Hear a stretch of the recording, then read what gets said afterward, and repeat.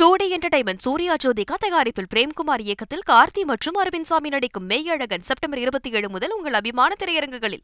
சட்டமன்ற உறுப்பினர் முன்னாள் அமைச்சர் திரு செந்தில் பாலாஜியுடைய சிறைவாசம் முடிவுக்கு வருகிறதா? இன்னும் மேட்டர் ஆஃப் மினிட்ஸ், இன்னும் சில நிமிடங்களில் இதற்கான விடை உச்சநீதிமன்றத்திலிருந்து நமக்கு கிடைக்கப்பெறும். நம்முடைய மூத்த பத்திரிகையாளர் திரு ஆர்.கே. ராதாகிருஷ்ணன் அவர்கள் இணைந்திருக்கிறார். சமீபத்தில் நிறைய ஜாமீன் முக்கிய தலைவர்களுக்கெல்லாம் கிடைச்சதை பார்த்தோம். அதில் வந்த பிரின்சிபல் என்னென்னா, இந்த வழக்குகள்லையும் கூட, பிஎம்எல்ஏ வழக்குகள்லையும் கூட fail is the norm, jail is an exception அப்படிங்கிற கருத்து தான் முன்னின்றது. அந்த வகையில் திரு செந்தில் பாலாஜிக்கும் பெயில் கிடைக்கும்னு நினைக்கிறீங்களா? அதனது நிபந்தனைகள் என்னவாக இருக்கும் அப்படிங்கிற கேள்வி எழுந்திருக்கிறது. Your observations. ஹரி, நான் பார்த்தது என்னன்னா, சுப்ரீம் கோர்ட்டினுடைய ஜட்ஜ்மெண்ட்ல ஒரு கன்சிஸ்டன்சி கிடையாது. ஒரு நபருக்கு ஜாமீன் கிடைக்கிறது, இப்போ சோரனுக்கு ஏன் ஜாமீன் கிடைக்கிறது, அதே நேரத்துல ஒரு கவிதா ஏன் அந்த அளவுக்கு அதன் பிறகு எவ்வளவோ காலம் தாழ்த்தி ஒரே இதுல அவர்கள் ஜெயிலில் இருக்கிறார்கள். ஏன் ஒரு அரவிந்த் கெஜ்ரிவாலுக்கு காலம் தாழ்த்தி பெயில் வருகிறது, அதன் பிறகு இப்பவும் பெயில் இருக்கின்ற ஒரு உமர் காலித் இருந்து கொண்டுதான் இருக்கிறார். பெயில் இஸ் த நார்ம் என்றால் அது நிச்சயமாக அது அமல்படுத்தப்பட வேண்டும். ஆனா நாம் தொடர்ந்து பார்த்துட்டு இருக்கிறது, ஹைகோர்ட் ஆனாலும் சரி, சுப்ரீம் கோர்ட் ஆனாலும் சரி, தன்னுடைய அந்த ஜட்ஜ்மெண்ட்ஸே அவர்கள் மதிக்காமல் தான் நடந்து கொண்டிருக்கிறார்கள். இது மிக மிக வேதனையோடு கூறக்கூடிய ஒரு விஷயமா இருக்கிறது. செந்தில் பாலாஜியினுடைய கேஸ்ல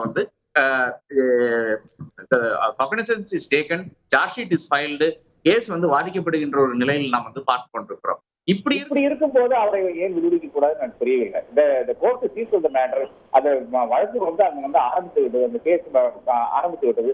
அப்படி என்றால் இவர் அவருடைய இன்ஃபுளுன்ஸை யூஸ் பண்ணிட்டு அவர் எல்லா இடத்திலையும் சென்று கொண்டு அவர் தன்னுடைய இன்ஃபுளுன்ஸை யூஸ் பண்ணி இந்த சாட்சிகளை எல்லாம் கையில் எடுத்து விடுவார் என்றால் அந்த ஒரு லாஜிக் ஏன் பிஜேபி தலைவர்களுக்கு அப்ளிகேட் ஆக மாட்டேங்குது? ஒரு பிஜேபி தலைவர் கூட இதுவரை இடின்னு ஒரு கேஸ்ல, சிபிஐ ஒரு கேஸ்ல இன்னமும் உள்ள இல்லை, அதாவது ஜெயிலுக்குள்ள இல்லை என்று நாம் பார்த்துக் கொண்டிருக்கிறோம். அதே நேரத்தில் ஒரு செந்தில் பாலாஜி ஒரு வருடத்துக்கு மேலேயாக இன்னமும் ஜெயிலில் தான் இருந்து கொண்டிருக்கிறார் என்று நாம் பார்த்துக் கொண்டிருக்கிறோம். அப்ப இதுக்கு ஒன்லி டாஸ் அப். நீங்க ஒரு காயின் டாஸ் பண்ணிட்டு ஓகே பூவா தலையான்னு பார்த்துட்டு இன்னைக்கு ஓகே செந்தில் பாலாஜிக்கு பெயில் வந்துரும் சொன்னா வந்துடும், வரலான்னு சொன்னா வரல, அப்படித்தான் இருக்கிறது என்று நான் பார்க்கிறேன். மிக மிக அவலமான ஒரு நிலையில் நாம் வாழ்ந்து கொண்டிருக்கிறோம்.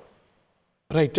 இதில் இன்னொரு கேள்வி, அவருக்கு பெயில் கிடைத்தாலும் கூட கண்டிஷன்ஸ் இருக்குமா? திரு கேஜ்ரிவாலுடைய கண்டிஷன்ஸ் எல்லாம் பார்த்தோம், அதில் நிறைய பொலிட்டிக்கல் இம்ப்ளிகேஷன்ஸ் இருந்தது.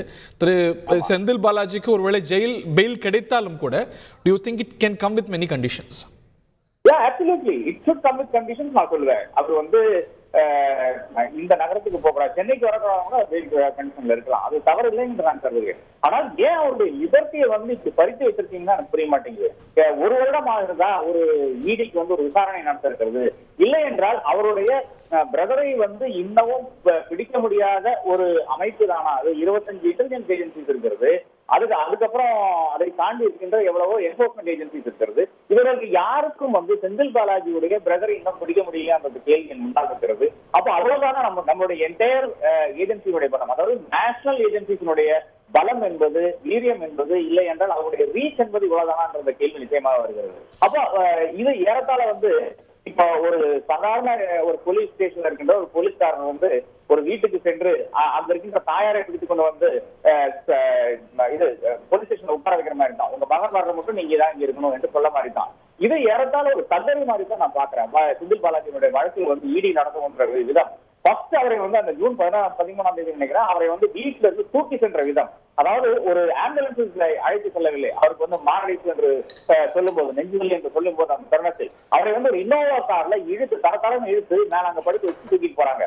இதை விட பெரிய ஒரு அவலம் இருக்கான்னு பாருங்க. அப்ப ஒவ்வொரு ஸ்டேஜ்லயும் Senthil Balaji right to liberty has been affected, his rights have been completely trampled with by the ED தான் நான் பார்த்து கொண்டிருக்கிறேன். டூடி என்டர்டைன்மெண்ட் சூர்யா ஜோதிகா தயாரிப்பில் பிரேம்குமார் இயக்கத்தில் கார்த்தி மற்றும் அரவிந்த் சாமி நடிக்கும் மெய்யழகன் செப்டம்பர் 27 முதல் உங்கள் அபிமான திரையரங்குகளில்.